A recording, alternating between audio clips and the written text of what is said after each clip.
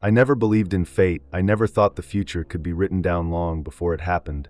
But last night, I found something that changed everything, a letter buried deep in the dark web, a letter that described my life in perfect detail and ended with something I am not ready to face. It started with boredom. I was scrolling through forums looking for obscure internet mysteries when I found a post titled Lost Time Capsule Archive. It had no upvotes, no replies, just a single link. Curiosity got the best of me, and I clicked. The page that loaded was ancient-looking, simple white text on a black background. At the top it said "The past remembers." Below was a search bar and a message: enter a name and discover their forgotten words. I assumed it was a database of old letters or diary entries, some kind of archive of lost messages. I hesitated, then on a whim, I typed my own name. A single result appeared, a file titled "To be opened in the year 2025. The date sent was exactly 100 years ago. My stomach tightened. It had to be a coincidence, a common name, or some random text generator. But when I clicked to open the file, the letter inside was addressed directly to me. My full name written in perfect handwriting. I swallowed hard and read. To the one who finds this letter, your steps have already been taken, your choices already made you believe you have found me. But I have been waiting for you. I know who you are. I know what you fear. I know what is coming. I felt a chill crawl down my spine. The writing was old-fashioned, the ink slightly faded, but the details it mentioned were disturbingly accurate. My hometown, my childhood, the scar on my left hand from a fall when I was 8. It was impossible. I had never spoken about that accident online. No one could have written this, not unless they knew me personally. I kept reading. You are searching for answers, but some things are better left hidden. You will try to run, but you will not escape. Soon you will see the sign. When you do, you must decide, do you want to know the truth? My hands trembled as I scrolled down. The letter was dated exactly 100 years before tonight, the timestamp matching to the minute. I checked the site's code, trying to find a clue, some indication that this was a hoax. But there was nothing, no metadata, no source, nothing but the words on the screen. And then my lights flickered. My heart pounded. I turned away from the screen, forcing a nervous laugh. Power surges happen. It was nothing more than a coincidence. But then my phone vibrated. I picked it up, and my breath caught in my throat. A new text from an unknown number. Do you want to know the truth? I stared at the screen, my mind racing. This wasn't possible. I hadn't told anyone about the letter. I hadn't posted about it anywhere, but someone or something knew. The air in my apartment felt heavier, a pressure building in my chest. I turned back to my laptop. The letter was still there, but at the bottom new words had appeared. Look outside. My pulse pounded in my ears. I didn't want to, but I couldn't stop myself. I walked to the window, hesitating before pulling back the curtain. A man stood across the street, perfectly still, his face hidden in the shadows. He wasn't moving, wasn't even shifting his weight, just standing there staring at my building. I let the curtain fall back into place, stepping away from the window. My phone vibrated again, another message. You are not alone. A wave of cold dread washed over me. I ran back to my laptop, trying to close the site, but the screen flickered, the text distorting for a second before reforming. It's too late now. The lights in my apartment flickered again, this time staying off for several seconds before humming back to life. I grabbed my keys and phone and rushed out of my apartment. I needed to get out, needed to be around people. As I stepped onto the street, my eyes darted to where the man had been standing. He was gone. I forced myself to take deep breaths. I was overreacting. I told myself this was just an elaborate trick, some kind of prank, but I knew better. Deep down, I knew better. I walked to the nearest coffee shop, sitting in the brightest corner with my back to the wall, my hands still shaking. I unlocked my phone. Another message was waiting. You shouldn't have looked. I turned my phone off, shoved it into my pocket, and ran my fingers through my hair, trying to steady myself. I didn't know what was happening, but I knew one thing for sure. Someone had written that letter 100 years ago, and they had known I would find it. They had known everything about me, and now they were watching. And worst of all, I still didn't know how the letter ended. I wanted to believe it was all in my head, that this was just some elaborate hoax, but as I sat in that coffee shop, heart pounding, I realized something chilling. The letter was still open on my laptop back home. I had left in such a hurry I hadn't shut it down, and I had no idea what else it might say. I debated going back, but my gut told me that was a bad idea. Instead, I pulled out my phone against my better judgment and turned it back on. The screen flickered before settling into normalcy. No new messages, nothing waiting for me. Maybe I had imagined that last one. Maybe it was just panic setting in. I had to know. I opened a private browser and went back to the site, but when I tried to reload the letter, the page was blank. No text, no timestamp, just an empty white screen. I refreshed, nothing. I typed my name again, nothing. It was like it had never existed. I sat back, gripping the edges of the table, my mind racing. If this was a prank, it was an incredibly sophisticated one, but something deep in my bones told me it wasn't that simple. My thoughts were interrupted when I felt a shift in the air. Someone had just entered the coffee shop. The bell on the door jingled softly. I kept my eyes down, not wanting to meet anyone's gaze, but then I heard it. A chair scraping across the floor directly across from me. Slowly I looked up. A man sat there, a man I had never seen before, wearing an old-fashioned suit. Something about it seemed just slightly off, the fabric too stiff, the cut just a little wrong, as if he had stepped out of a different time. His face was emotionless, his hands resting on the table between us. He stared at me unblinking, and then he slid something across the table, a folded piece of paper. My throat went dry. I didn't want to take it, but I also couldn't refuse. My fingers trembled as I reached out, hesitating, before finally unfolding the note. 3 words. You were warned. I looked up, but the man was already gone, the chair still rocking slightly from where he had been sitting. I stood quickly, glancing around, but no one else in the coffee shop seemed to have noticed him. I grabbed my things and rushed outside, scanning the streets, but there was no sign of him.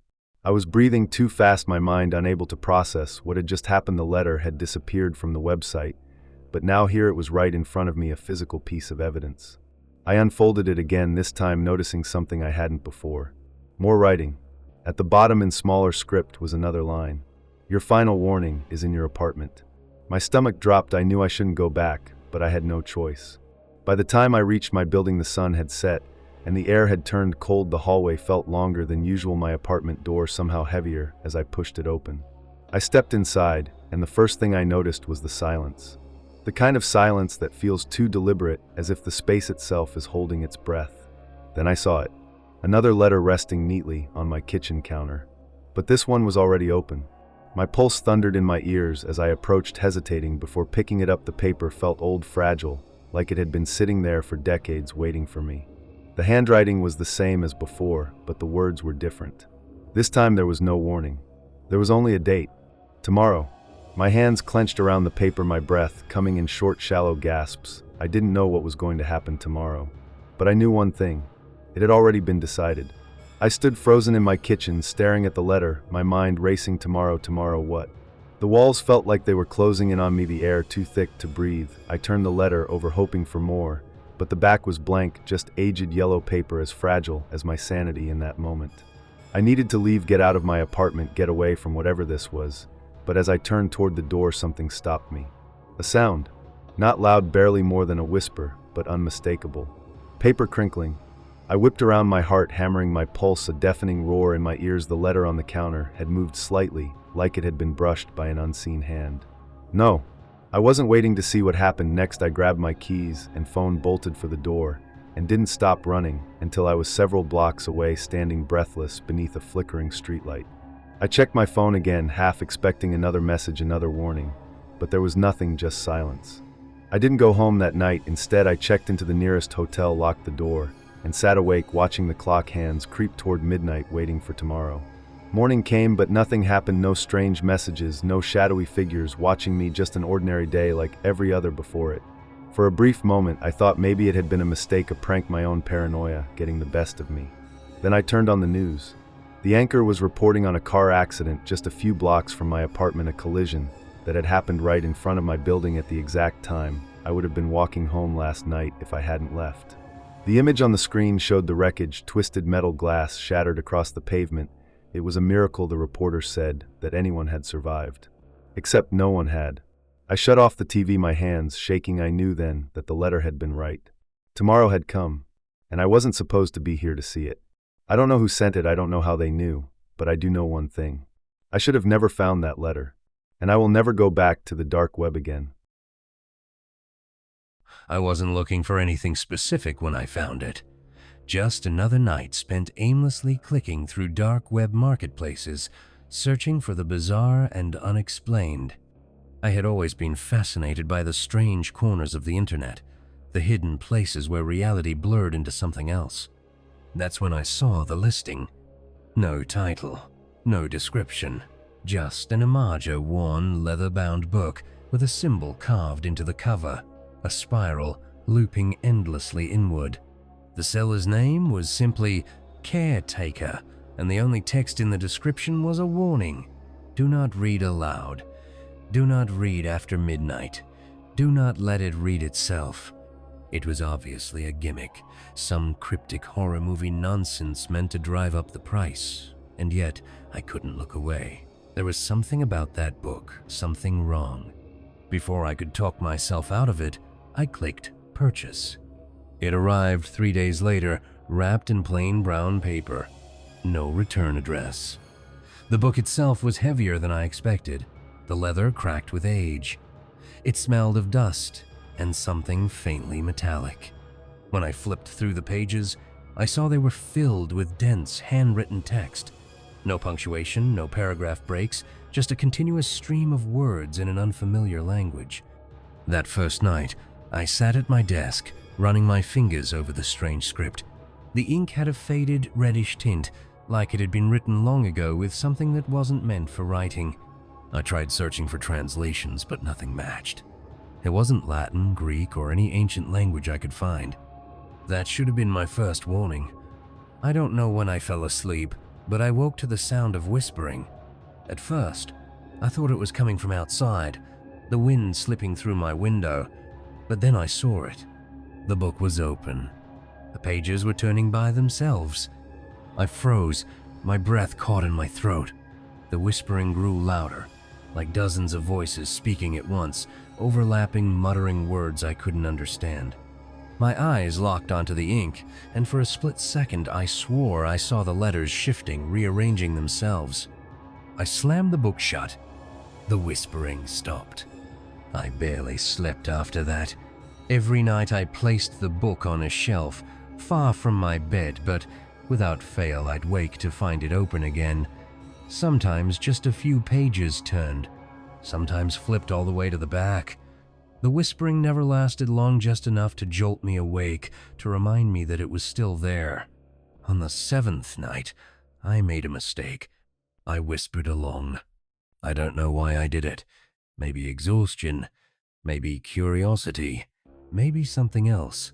But as the whispers filled the room, my lips moved of their own accord, forming sounds I had never heard before. The moment the last syllable left my mouth, the room went silent. Then my phone buzzed. A notification. No number, just a message. You have been heard. I threw the book into a locked box that night, shoved it into the closet, and tried to pretend it wasn't there. But the messages kept coming. Every night, the same thing. You have been heard. Keep reading. Finish it. The worst part wasn't the messages. It was waking up to find the book back on my desk, open to the last page. And the last page was empty. I stopped sleeping. I stopped answering my phone. The walls of my apartment felt too close, the air too thick. Something was waiting. Then, the final message came. The book is not finished. You are. That night, I heard the whispering again. Louder this time. No longer just words. Laughter. Footsteps. The creak of my closet door opening. I stayed in bed, frozen, my eyes shut tight. But I knew the book was open. And I knew something was reading me. I wanted to run. To get out of my apartment, leave the book behind, and pretend none of this had ever happened. But my body wouldn't move. My limbs felt heavy, as if something was pressing down on me, pinning me to the mattress. The whispering grew clearer. It wasn't coming from the book anymore. It was coming from behind me. My breath caught in my throat. I forced myself to turn my head, just slightly, just enough to see the corner of my room. The closet door was open now, just a crack, but I knew it had been closed when I went to bed. Something was standing there. Not a shadow, not a trick of the light. A figure, tall, thin, barely visible in the darkness, but the outline was unmistakable. It didn't move, it just stood there, watching. The whispers continued, not from the book, not from the figure, but from everywhere.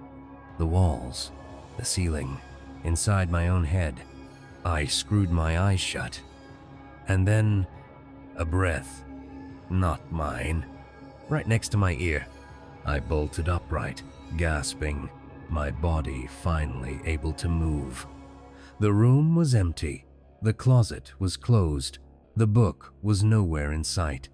For a moment, I thought it was over. Then I felt it. The weight in my hands. The book. I don't remember picking it up. I don't remember reaching for it. But there it was, the leather cool against my palms, the pages open. And the last page was no longer blank. There was something written there now. One word. Continue. I threw the book across the room and ran. I didn't stop to pack, didn't stop to think. I just grabbed my car keys and left, driving through the empty streets until I was far from my apartment, from the book, from whatever was inside it. I checked into a motel an hour away, didn't turn on the lights, didn't turn on my phone, just sat on the bed, staring at the door, trying to convince myself that I was safe. Then the knock came. Soft, 3 times. I held my breath, listening. Another knock. Then something slid under the door. A single piece of paper. I didn't want to pick it up. I already knew what it would say. I picked it up anyway. You cannot run from a story that is still being written. I left that night, crossed the state line, deleted my accounts, changed my number, found a new place, a new name. For months, nothing happened. No messages, no whispering, no book. Then, last night, I came home to find something waiting on my doorstep. A package. No return address. Wrapped in plain brown paper. It was heavier than I remembered. My hands shook as I picked up the package. The weight of it was unmistakable. I already knew what was inside. I wanted to throw it away, burn it, leave it there and never look back. But something inside me, something I couldn't explain, made me carry it inside. I placed it on the table, staring at it, willing myself not to open it. Then my phone buzzed. A message. Finish it. I don't know how long I sat there, staring at those words. My heartbeat was loud in my ears, my breath shallow. I knew what it wanted. I knew that the book wasn't done with me. Slowly, I peeled away the paper. The leather cover was the same. The spiral symbol, deep and dark, seemed more pronounced, like it had been burned into the skin of the book itself. I traced it with my fingertips, feeling something pulse beneath the surface, like a heartbeat. I shouldn't have opened it. The pages flipped on their own, stopping at the last one. It was still writing itself.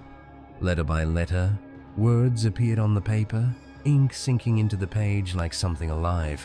My name was the first thing I saw, then my location, then the final sentence.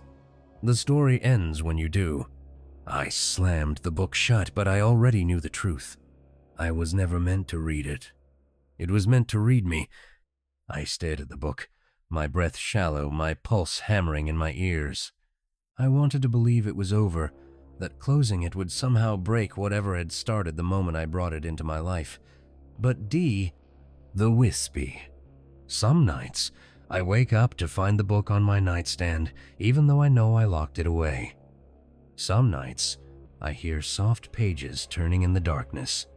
And some nights, I see a shadow standing just beyond the edge. Maybe it's just my imagination. Maybe I let fear take over. Or maybe the story isn't over yet. Was this tale real, or just another dark web mystery? Let me know in the comments. If you love chilling stories, don't forget to like this video and subscribe for more. But remember, some stories aren't meant to stay unfinished. I never thought I would be the kind of person to look for a new identity, but desperation can push you to places you never imagined. It started with a mistake, one that spiraled out of control until the only way out seemed to be vanishing entirely. I had always lived a quiet, unremarkable life. A stable job, a modest apartment, and no real excitement. But one bad decision, just one, put me on a path I couldn't escape. I got tangled up with the wrong people, and suddenly, my name was attached to something I had nothing to do with. It was a slow realization. The missed calls from unknown numbers. The unmarked envelopes showing up in my mailbox, each one containing less than subtle warnings. The first time I saw someone following me, I told myself I was imagining things. The second time, I knew I wasn't. I tried going to the police. That was a mistake. The officer at the desk looked me up in the system, and something shifted in his expression. He kept glancing at the screen, his fingers twitching on his keyboard. Then he looked at me and said, "Stay here for a moment." I didn't wait to find out what would happen next. I walked out as calmly as I could, but as soon as I turned the corner, I ran. By the time I got back to my apartment, I knew what I had to do. I needed to disappear. The problem was, disappearing isn't as easy as it sounds. You can't just walk away from your life without a plan. You need a new name, a new background, a way to live without leaving a trace. That's how I ended up on the dark web. I had always heard about the kinds of services you could find there: fake passports, stolen credit card numbers, hitmen for hire. I never took any of it seriously.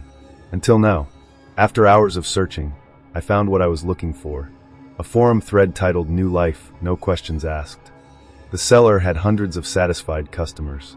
People claiming they had walked away from their old lives and started over. The process seemed simple. 1. Choose a new identity. 2. Transfer the payment. 3. Receive everything you need to vanish. It sounded too easy, but I didn't have a choice. I picked a name from the list, Daniel Carter. It felt strange choosing a new identity like I was picking an outfit, but I had no time to hesitate. I followed the instructions, sending the required cryptocurrency to an anonymous wallet. Within minutes, I got a message. Payment received. Your new identity will be delivered soon. Stay where you are. That last part made me uneasy. Stay where I am. How would they know where to send it? I figured it was some kind of automated response, so I tried not to think about it. Hours passed. Then, sometime after midnight, there was a knock at my door. I froze. No one knew where I lived. At least, no one should have. Slowly, I approached the peephole, expecting to see an empty hallway. But someone was standing there. A man in a dark suit, motionless, facing my door. I didn't move. Didn't breathe. Another knock. Louder this time. I backed away, heart pounding. My phone buzzed. A new message. Open the door. I stared at the screen. This is what you wanted, isn't it? The knocking stopped. I waited. 5 minutes. 10. Slowly, I crept back to the peephole. The hallway was empty, but on the floor, right outside my door, was an envelope. I hesitated before picking it up. Inside was a driver's license, a passport, and a new set of credit cards, all with the name Daniel Carter. They had delivered exactly what I asked for, but I couldn't shake the feeling that I had made a terrible mistake. I stared at the documents in my hands. The passport looked real. The credit cards had my new name embossed on them, and the ID had a photo of me, one I had never taken. That was the first red flag. Someone had made this before I even sent my payment. A chill ran through me, but I pushed it down. I had what I needed. All I had to do was pack a bag and get the hell out of here. I shoved the documents into my backpack and turned on my laptop to book a one-way flight. My hands were shaking as I typed. The sooner I left, the better. That's when I noticed something strange. My cursor started moving on its own. I sat frozen, watching as my browser closed and a blank document opened. One by one, letters appeared on the screen. You are now Daniel Carter. I slammed the laptop shut, my pulse hammering in my ears. This was bad. Someone was inside my system. Watching. Controlling. My phone buzzed again. Another message. You should leave now. I grabbed my backpack and bolted. The airport was crowded. I kept my head down, trying to blend in. I had used one of the new credit cards to buy a ticket under my new identity. No red flags. No questions. But I couldn't shake the paranoia. I kept seeing the same man. Black suit, clean-shaven, standing near the check-in counters. I saw him again near security. Then at my gate. He wasn't looking at me, but he wasn't not looking at me either. I tried to tell myself it was nothing. Just nerves. But when I boarded the plane and took my seat, my stomach dropped. He was there, 2 rows behind me. I barely remember the flight. I couldn't sleep, couldn't think. When we landed, I waited until most of the passengers had left before grabbing my bag. The man was gone. Maybe he was never following me in the first place. Maybe I was just losing it. I got into a cab, giving them the name of a cheap motel far from the airport. The driver barely spoke, which was fine by me. As we drove, I checked my phone. Another message. Welcome home, Daniel. I stared at the screen. No sender. No number. Just those 3 words. The cab turned a corner, and my breath caught in my throat. There was a black car parked outside my motel. Waiting. I told myself not to go inside, but what else could I do? I had no backup plan. No contacts.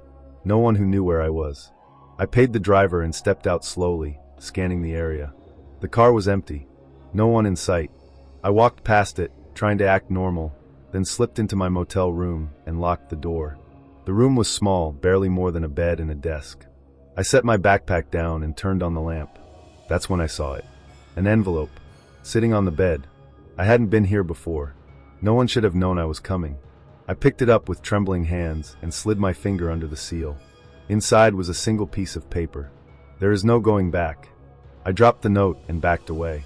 That's when the TV turned on by itself. Static filled the screen, flickering black and white. Then just for a moment, an image flashed across the screen. It was my apartment door. Taken from the hallway. Taken from the peephole. Someone had been watching me. I didn't sleep that night. I kept my back against the wall, watching the door, waiting for something to happen. Nothing did, but I knew deep down that I wasn't safe. The next morning, I decided to leave the city. I needed to disappear again. I threw everything into my bag and headed for the bus station. I paid in cash this time. No trace. I was about to board when I felt it, someone watching me. I turned slowly. The man in the black suit stood across the terminal. No expression, no movement, just staring. The bus driver called for passengers to board. I forced myself to move, stepping onto the bus, my heart racing. I sat near the back, gripping my backpack like a lifeline. The door shut. The bus pulled away. For a moment, I thought I was free. Then my phone buzzed. A new message. You can run, Daniel, but you can't hide. I gripped my phone so hard my fingers ached. The message stared back at me, pulsing in my mind like a warning I couldn't ignore. I scanned the other passengers. A woman with headphones, a man snoring against the window, a teenage kid scrolling on his phone. No one seemed out of place, but I couldn't shake the feeling that I wasn't alone. That somewhere, someone was watching. I turned my phone off and shoved it deep into my pocket. Maybe if I stopped reacting, they'd stop chasing. Maybe if I stopped playing the game, they'd forget about me. But deep down, I knew the truth. This wasn't a game. The bus ride stretched on for hours. The further we got from the city, the more the unease in my chest settled. Maybe I'd finally lost them. By the time we pulled into a quiet little town, the sun was dipping below the horizon. It looked like the kind of place where people still left their doors unlocked. I stepped off the bus, breathing in the cold air. New town. New start. I walked to a nearby diner, ordered the cheapest thing on the menu, and used the time to plan my next move. First, I needed a place to stay. Second, I needed to ditch my phone. I reached for my pocket and froze. My phone wasn't there. My stomach twisted as I searched my bag, my jacket, my seat. Nothing. I must have dropped it on the bus. I turned toward the window, my breath catching in my throat. The bus was still there, the driver finishing up a call before heading inside for a break. I grabbed my bag and ran. The doors were still open when I climbed back on. The inside was dark, empty. The air smelled like old leather and diesel fuel. I moved down the aisle, checking the seat I'd been in. Nothing. My pulse pounded. Maybe someone had taken it. A creak sounded from the back of the bus. I turned. There, resting neatly on the last seat, was my phone. Face up. Screen glowing. A message waiting. I swallowed the lump in my throat and stepped forward. My footsteps sounded too loud in the empty bus. I picked up the phone with shaking fingers and turned the screen toward me. Don't get off this bus. The doors slammed shut. The engine rumbled to life, and the bus started moving. I spun toward the front. The driver's seat was empty.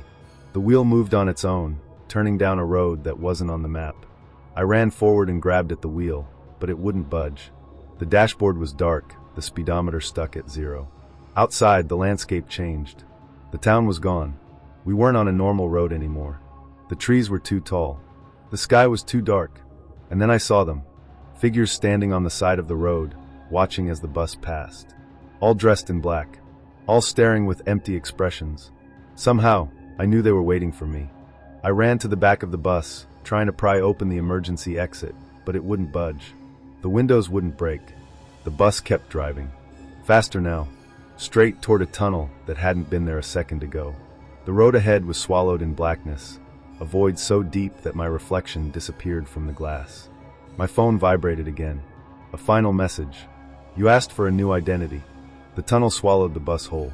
The world outside vanished, and everything went dark. When I woke up, I was standing on a quiet street. My bag was slung over my shoulder. My clothes were clean. The bus was gone. The town was gone. I looked around, my heart hammering in my chest. This wasn't where I had been before. I pulled out my phone, and my hands turned cold. It was a different model. Newer. My fingerprint unlocked it instantly. I opened the contacts. Empty. No familiar names. I checked my ID. Daniel Carter. My new face stared back at me. A face I didn't recognize. I don't know where I am. I don't know who I am. All I know is that I asked for a new identity. And now I have one. But I think it cost me more than I ever realized. Because no matter how hard I try, I can't remember my old name. I can't remember who I used to be. And worst of all, I don't think I was the only one on that bus. I stood frozen on the sidewalk, staring at the ID in my trembling hands. The name, Daniel Carter, felt foreign hollow. Like it didn't belong to me. Like I was a stranger wearing someone else's skin. The street was empty. No bus, no driver, no signs of where I had come from. The only sound was the distant hum of traffic and the occasional bark of a dog in the distance. I checked my phone again. No messages. No call history. No photos. Nothing. I swallowed hard and tried to think. The last thing I remembered was the tunnel, the void swallowing the bus hole. And then, waking up here. I needed help. I needed answers. I spotted a convenience store on the corner and walked inside, hoping to find something, anything, that would jog my memory. The cashier, a middle-aged man with tired eyes, barely looked up as I stepped inside. I grabbed a bottle of water and a pack of gum, just to have an excuse to talk. As he rang up my purchase, I cleared my throat. Hey, weird question. What town is this? The cashier frowned, giving me a strange look. You okay, buddy? I forced a weak smile. Yeah, just long trip. Got turned around. He sighed and leaned on the counter. You're in Riverside, man. Not exactly a place you forget. Riverside. The name sparked nothing. It was like hearing a random word for the first time. I nodded, playing it off. Right. Thanks. I paid and walked out, but the second I stepped back onto the sidewalk, my phone vibrated. A single notification flashed across the screen. Unknown number. Welcome home, Daniel. I gripped the phone tighter, my breath coming faster. My instincts screamed at me to run, but where? I had no memory of this place. No idea what to do. Then I saw them. Across the street, standing just past the glow of a flickering street lamp. 3 figures, dressed in black, watching. Their faces were obscured by the shadows, but I could feel their eyes on me. I turned away, heart racing, forcing myself to act normal. If they were watching me, maybe I could slip away before they. A voice spoke behind me. Too close. You shouldn't be here. I spun around, fists clenched. But there was no one there. The street was empty. The figures across the road were gone. But my phone buzzed again. A new message. Unknown number. Run. I didn't hesitate. I bolted, feet pounding against the pavement, breath coming in sharp gasps. I didn't know where I was going, but every instinct told me to move. Streetlights flickered as I passed. Windows in nearby buildings seemed to watch me. The world around me felt unreal. I turned a corner, sprinting into an alley, trying to catch my breath, and slammed into someone. A man, dressed in a black suit. No expression. No reaction. Just watching. I staggered back, heart hammering, but before I could speak, he raised a hand. Stop running, Daniel. My mouth went dry. I don't know who you are, I stammered. I don't even know who I am. The man sighed. That's the point. Then he reached into his coat pocket, and everything went black. When I woke up, I was back in a hotel room. I didn't remember checking in. I didn't remember falling asleep. I sat up, my head spinning, my pulse pounding in my ears. The room was modern, clean, too perfect, like it had been staged. On the nightstand, a single envelope waited. I hesitated, then picked it up, pulling out the letter inside. The message was typed just like before. Your request has been processed. There is no going back. Beneath it was a plain ticket with my name, Daniel Carter, printed in crisp, clear letters. A destination I didn't recognize. A new life waiting. I swallowed hard, staring at the paper, my mind racing. Who had done this? Why had I asked for this? And then it hit me. I couldn't remember. Not just my old name. Not just my past. I couldn't remember why I had wanted to disappear in the first place. Something had been taken from me, and I had no idea how to get it back. Was this the life I had chosen? Or was it chosen for me? I guess I'll never know. All I know is that if you ever find yourself on the dark web, thinking about buying a new identity, don't. Because some things are meant to be forgotten. And once you lose yourself, you might never find your way back.